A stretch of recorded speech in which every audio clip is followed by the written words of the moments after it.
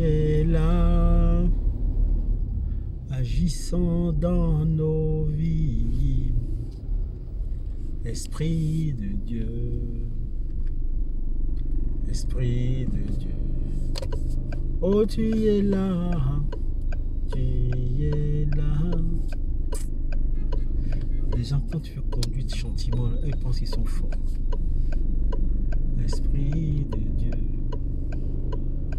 Esprit de Dieu. Voilà, pour reprendre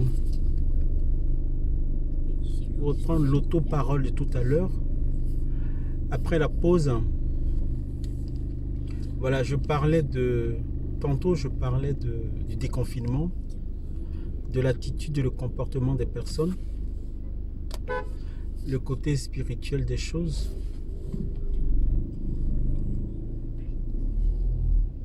Donc, comme je disais, les personnes au sortir de ce déconfinement, voilà, pensent que c'était un moment de vacances. Voilà, on est resté un peu à la maison, il y avait un virus. Voilà, c'était une épidémie, une pandémie, les gens sont morts. Et puis du coup, voilà, tout est revenu à la normale, on est sorti, voilà, tout est bien, on est content de se retrouver ses activités. Et puis bon, la vie continue.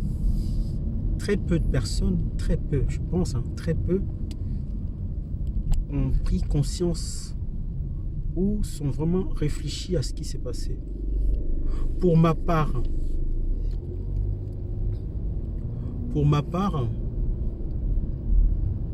vu sur le plan spirituel, je crois fermement que ce n'est pas simple, ce n'est pas simplement un virus. Je pense que ce n'est pas simplement un virus qui a pu commettre tant de dégâts parce que si on analyse bien la situation, nous sommes en Europe. C'est un pays développé, ce sont des pays développés. Je n'ai pas envie de dire même pays très développés. Parce que la France, quoi qu'on dise, fait partie des premières puissances mondiales. Les États-Unis, c'est la première puissance mondiale. Le Japon, la Chine, tous ces pays occidentaux sont les premières puissances.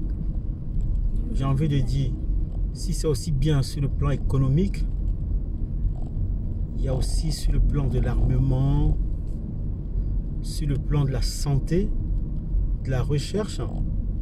Et je suis fort étonné que un virus puisse se répandre aussi gravement.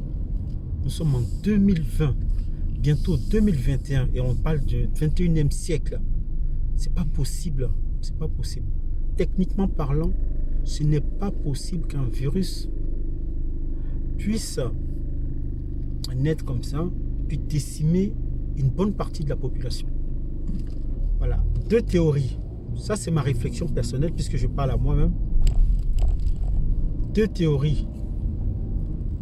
La première théorie, c'est que des personnes, bon, bien intentionnées, mal intentionnées, en tout cas des personnes se sont concertées et ont décidé que il y a peut-être trop de monde. Il faut essayer d'éradiquer un peu. Donc, ils vont lancer un virus et puis ne vont pas mettre en place les moyens nécessaires tout de suite pour qu'une certaine partie de la population soit éradiquée. Et l'idée aussi qui me venait, j'ai trouvé assez déconcertant la coïncidence avec laquelle ce virus est apparu. Bon, puisque je suis en France, je parle de la France. J'ai été très surpris de voir que le virus en question est apparu en France ici. À un moment, si on se rappelle bien, à un moment où on sortait de la grève concernant les retraites des personnes en fin d'activité professionnelle. Voilà. Donc je pense que ce n'est pas simple. Donc la première théorie, c'est des personnes qui auraient décidé que voilà, il faut éradiquer un peu. Voilà, ça fait beaucoup de de décès peut-être tout de suite, mais à la longue, ça sera bénéfique sur le plan financier, économique et tout ça. Deuxième théorie, c'est celle pour laquelle je penche plus. Je pense que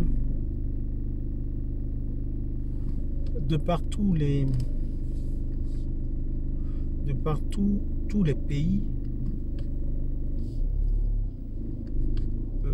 quand l'homme se retrouve incapable d'agir sur son milieu de vie, c'est-à-dire sur son environnement de vie, quand l'homme se trouve incapable d'agir et que la situation le dépasse, moi je vois la main de Dieu. Qu'est-ce qu'on peut dire? On peut dire qu'aujourd'hui, vu où va le monde, les personnes vivent trop légèrement. Quand on observe un peu, on va voir que les gens parlent de liberté, de vivre comme on l'entend. Et on va voir que les personnes vivent vraiment n'importe comment, à la limite comme des animaux. Bon, encore les animaux, je pense que les animaux ont une certaine programmation et les animaux ont quand même des limites. Mais les êtres humains dotés de conscience, de jugement, de raison, j'ai envie de dire de scrupules et de bon sens, même de libre arbitre, les êtres humains vivent comme des personnes déraisonnées, comme des personnes dématérialisées, des personnes déshumanisées. Bon, quand on parcourt les Saintes Écritures, on voit aussi que Dieu, à un moment donné, allait récupérer son peuple en Égypte. Le peuple souffrait. Dieu allait récupérer son peuple en Égypte pour le ramener à Canaan. Et le Seigneur avait donné des prescriptions bien précises, avec des interdictions, des façons de vivre. Et plus tard, le peuple s'est corrompu. Quand on dit corrompu, c'est dit que le peuple s'est mélangé avec les autochtones qu'ils avaient trouvés sur place. Et ces autochtones avaient des attitudes, des comportements ou de mœurs dépravées. Voilà, ils adoraient des idoles. Voilà, chacun couchait avec sa femme, la femme de son frère couchait avec sa fille. On offrait les enfants en sacrifice, des holocaustes humains. On mangeait tout ce qu'on voulait, on faisait tout ce qu'on voulait, on couchait les hommes avec les hommes, les femmes avec les femmes. On mangeait la chair humaine, beaucoup de choses. C'est pourquoi il y a eu un premier déluge du temps de Noé.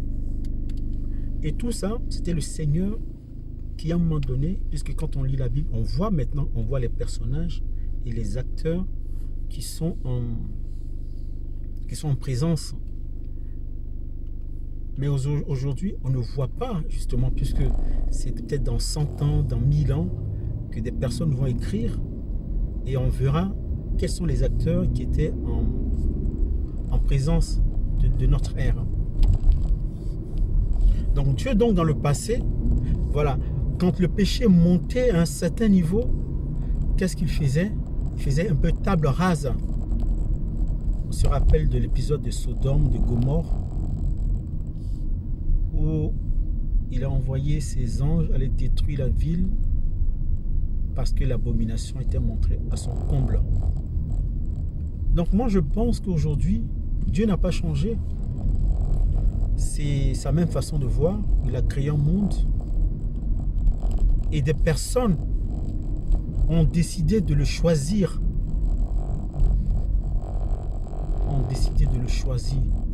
Libre à elles. Elles n'étaient pas obligées.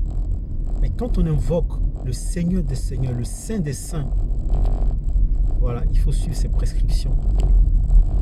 Mais qu'est-ce qu'on voit aujourd'hui? C'est des personnes qui sont baptisées et se disent chrétiennes. Elles ont été baptisées au nom de Dieu le Père Tout-Puissant. de son Fils Jésus-Christ de Nazareth et du tout-puissant Saint-Esprit de Dieu. Quand tu as été invoqué, il a été invoqué sur toi ce nom-là. Tu n'as plus droit, je vais te dire, à l'erreur, ni à la légèreté. Bon, après le baptême, ils vont dire, bon, même je ne vais pas à l'église, mais bon, voilà, je ne suis pas méchant, mais bon. Voilà. La fornication, le meurtre, les avortements, le lesbianisme, l'homosexualité.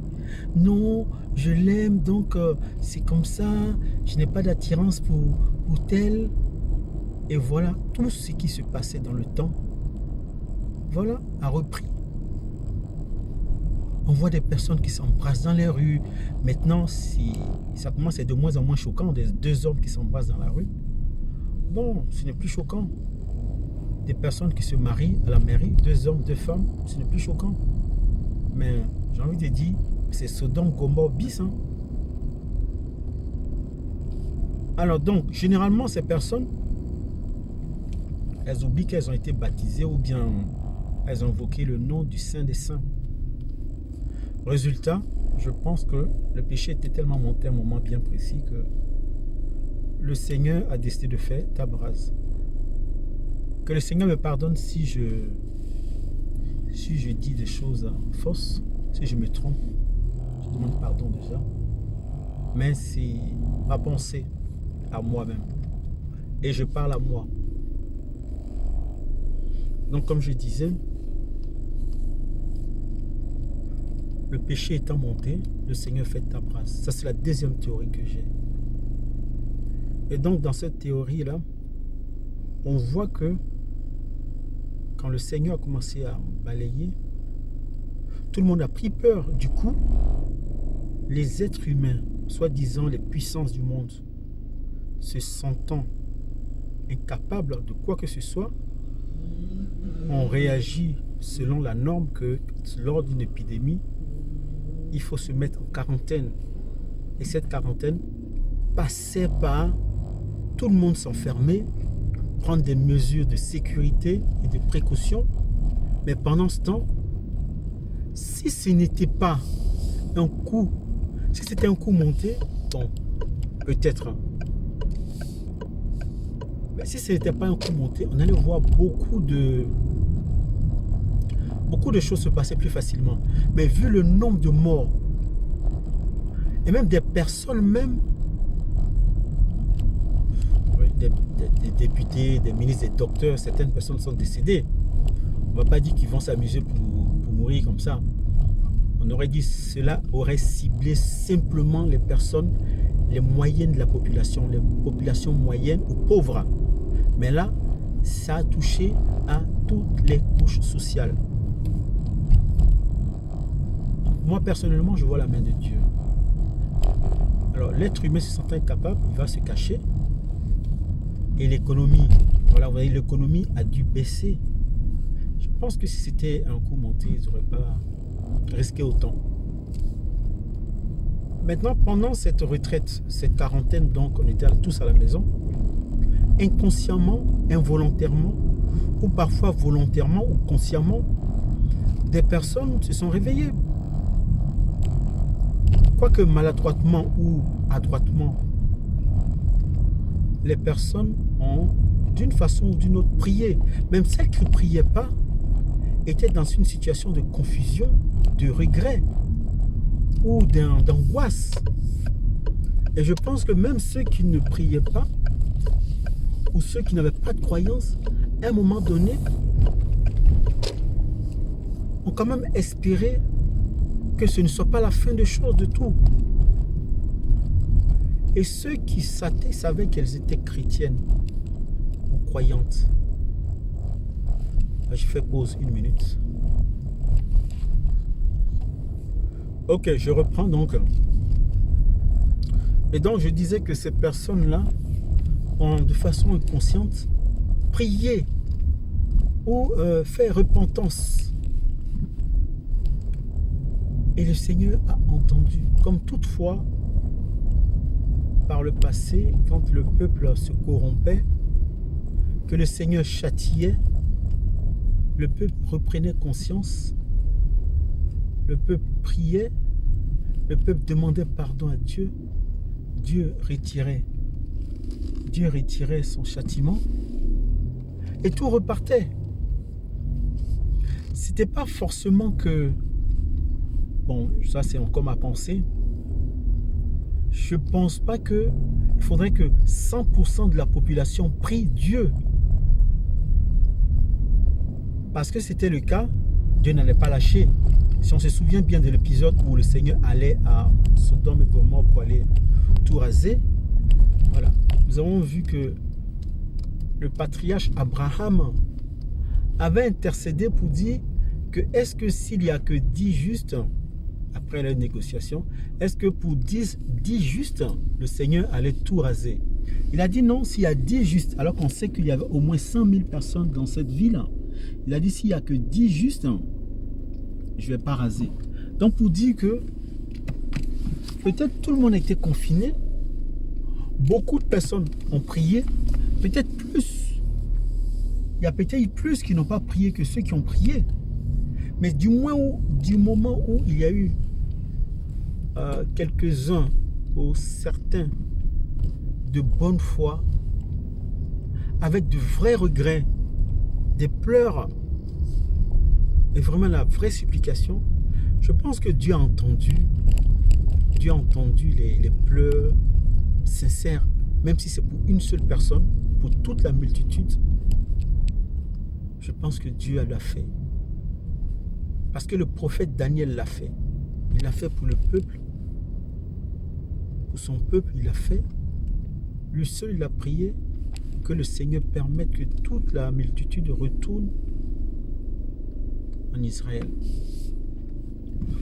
Et donc, je pense que Dieu a juste relevé la main un moment et il observe toujours.